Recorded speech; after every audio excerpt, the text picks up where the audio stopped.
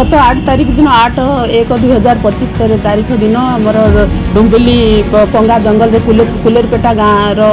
डुम्बिलीपंगा जंगल रे गोटे हत्याकांडटे होता से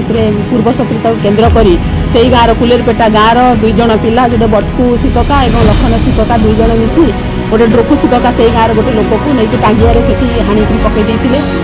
से घटना से दिन ही रिपोर्ट होता तार 2 दिन पर 10 तारीख दिन सकाଳେ आसिकी से ड्रुकू शिककार भाई आसिक रिपोर्ट देले। रिपोर्ट देवार केस है केस तदंत समय से मृतदेह जबत है से व्यवहित टांगिया जबत हो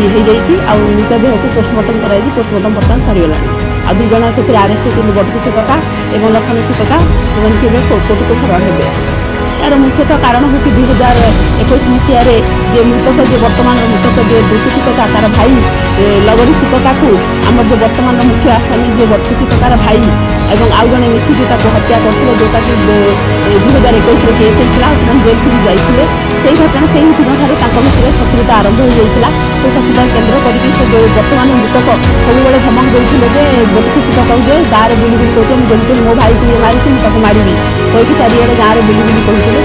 जो दिन घटना दिन जितेबाला बटकू शिकका और आउ जन सांगसाथी तार देखीदेला एकुटिया जंगल भितर